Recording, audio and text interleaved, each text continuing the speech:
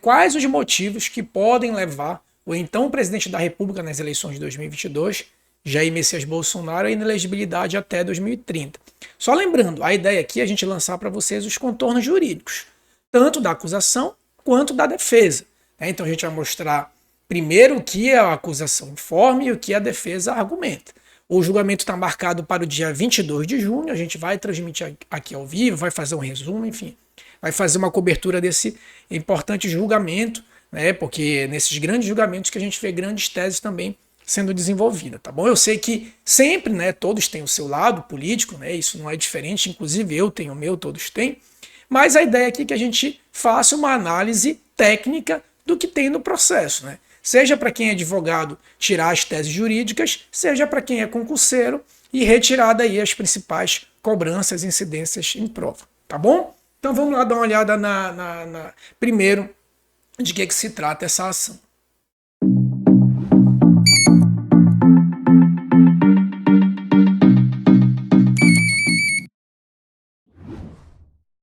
Então vamos lá, a primeira coisa que a gente tem que lembrar aqui é que essa ação de investigação judicial eleitoral, muito embora, né, nas eleições de 2022 rivalizaram PT e PL, Jair Bolsonaro e Luiz Inácio Lula da Silva, né, nas eleições de 2022, o que pouca gente sabe é que a ação não é do Partido dos Trabalhadores, né, ela é do Partido Democrático Trabalhista, né, do então candidato a presidente da República, Ciro Gomes. Então é uma ação que o PDT moveu contra Jair Messias Bolsonaro.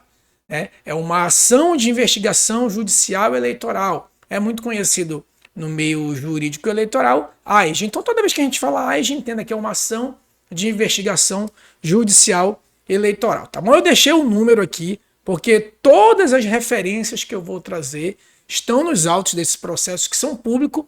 Só recentemente as alegações finais, parte das alegações finais dos representantes e representados foram colocados em sigilo, mas todo o processo ele é público. Pode ser, inclusive, vou deixar no link da descrição, no link aqui na descrição do vídeo, inclusive o link para que você possa acessar esse processo que é público, né? Via de regra, todo o processo eleitoral ele é público, tá bom? Então, uma ação de investigação judicial, esse número aqui, tá? Então, primeira coisa que a gente pergunta, qual é o motivo? E aí que a gente fala de motivo é a causa de pedir fática, né? Quais os fatos que podem levar, né, eventualmente, se essa representação for julgada procedente, podem levar à inelegibilidade de até 8 anos. Quais seriam esse motivo?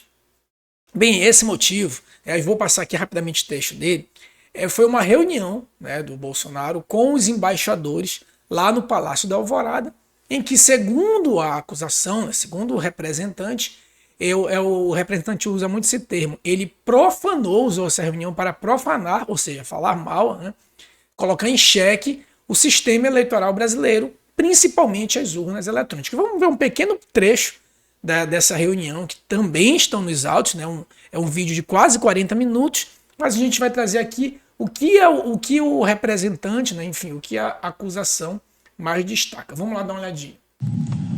Teria muita coisa a falar aqui, mas eu quero me basear exclusivamente em um inquérito da Polícia Federal que foi aberto após o segundo turno das eleições de 2018, onde um hacker falou que tinha havido fraude por ocasião das eleições. Até hoje esse inquérito não foi concluído. Então repare a primeira coisa, essa reunião ele faz referência a um inquérito e a partir desse inquérito, segundo o representante, ele começa a atacar as urnas eletrônicas, tá? Entendo que não poderíamos ter tido eleições de 2020 sem apuração, porque o sistema é completamente vulnerável, segundo o próprio TSE. E, obviamente, a conclusão da Polícia Federal. Só 2 países no mundo usam esse sistema eleitoral nosso. Vários outros países chegaram à conclusão de que não era um sistema confiável, porque ele é inauditável. É impossível fazer uma auditoria em eleições aqui no Brasil. No Brasil não tem como acompanhar a apuração. Eu não sei o que vem fazer observadores de fora aqui. Vão fazer o quê? vão observar o quê?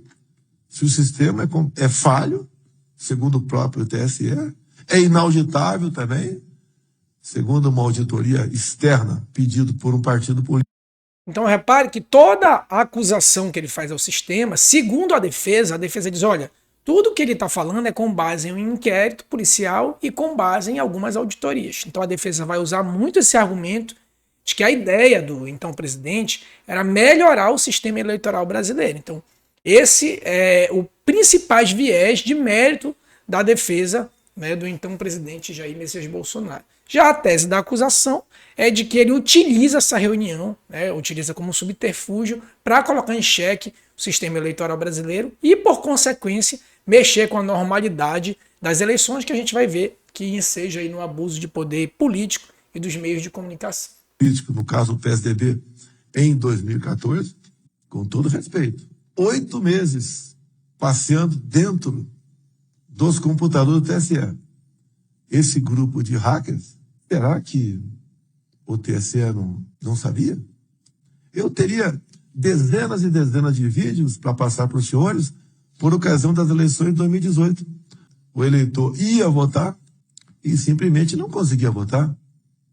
Apertava o número 1 e depois ia apertar o 7, aparecia o 3 e o voto ia para outro candidato. O contrário, ninguém reclamou. Temos quase 100 vídeos de pessoas reclamando que foram votar em mim e, na verdade, o voto foi para outra pessoa. Nenhum vídeo de alguém foi votar no outro candidato e, porventura, apareceu o meu nome. Tá aí, nós acompanhamos então o encontro do presidente da República, Jair Bolsonaro, com embaixadores. É uma questão importante, tá? Percebam por que eu deixei esse sinal aí. Porque a acusação ela utiliza muito que esse evento foi transmitido pela TV Brasil, que é uma TV estatal. Então, a acusação também vai bater muito nesse ponto, né? Sobre essa transmissão pela TV Brasil, né? Mas qual é o fundamento? A gente já viu aí qual é o fundamento fático, né? Quais foram os fatos.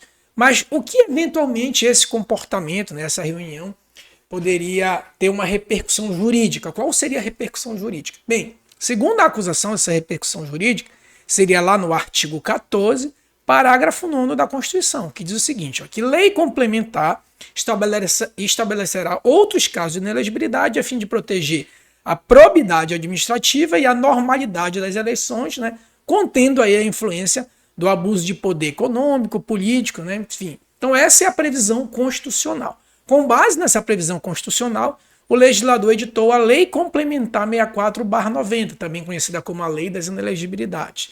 E a Lei das Inelegibilidades, lá no artigo 19, diz que as transgressões pertinentes à origem de valores pecuniários, abuso de poder econômico e político em detrimento da liberdade do voto, serão apuradas mediante investigação jurisdicional pelo corregedor.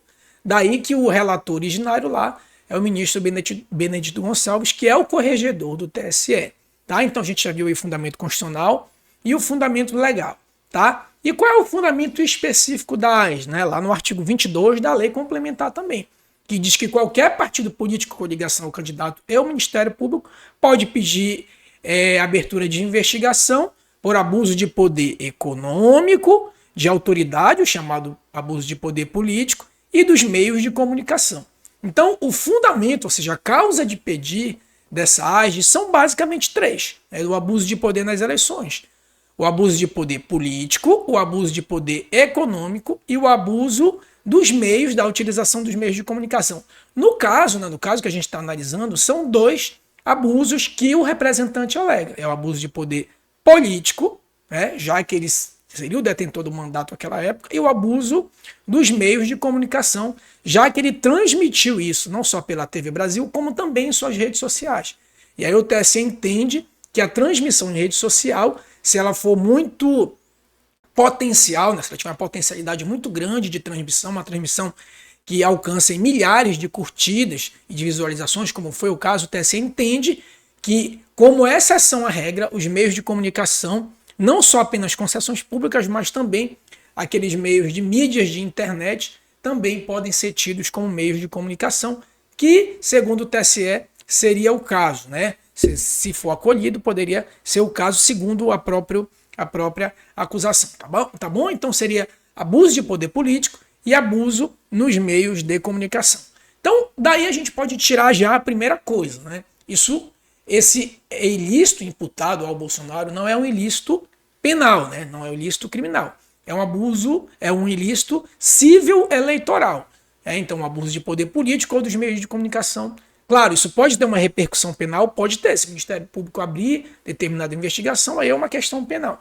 Mas para a Justiça Eleitoral, né, para esse caso específico, é um ilícito civil eleitoral. E quais seriam as consequências se o representante tivesse certo, né? Se for acolhida a tese dos representantes? Bem, aqui na 64/90, Lei Complementar 64/90, lá no artigo 22 diz que se for julgada procedente, o candidato pode ficar inelegível por 8 anos a contar da eleição que ele concorreu, e aí a contagem inicial é do primeiro turno. Então a gente pega o primeiro turno lá de 22 da eleição de 2022 e conta 8 anos, né? Então ele ficaria inelegível por 8 anos, e a cassação do registro / diploma. Como ele não foi eleito, a cassação do diploma perderia aí o objeto, tá bom? Então essas seriam aí as sanções, eventualmente ele poderia ficar inelegível até 2030. E quais são as teses de defesa, né? O que a defesa alega para dizer, olha, tudo isso que aconteceu está dentro de uma normalidade. Obviamente que tem diversos argumentos da defesa, mas a gente destacou aqui as 5 principais. Primeiro, ela diz a título preliminar que os atos realizados nessa reunião não é competência da Justiça Eleitoral. São atos políticos que, em tese, deveria ser julgado pela Justiça Comum ou pelo Congresso, a depender de um processo de impeachment, né? E segundo, que toda a base da fala do então presidente, ela tem base em um inquérito policial. Portanto, ele apenas estaria veiculando o que estaria num inquérito policial. Então ele não poderia ser acusado de um abuso de poder político, né, ou dos meios de comunicação, já que toda a referência dele se dá com base em um inquérito. E que, no fundo, a intenção ali seria a colaboração com a transparência e não a profanação, que é o termo que utiliza a acusação, e não a profanação, vamos dizer assim, do sistema eleitoral. Por fim, como tese subsidiária, diz que se ocorrer um abuso, não ocorreu uma gravidade, porque lá na lei complementar, lá no artigo 22, diz que para ser julgada procedente, tem que ter gravidade, não basta que ocorra apenas o abuso, tem que ter uma gravidade suficiente, né, de modo que essa gravidade tenha uma reprovação no aspecto quantitativo e qualitativo.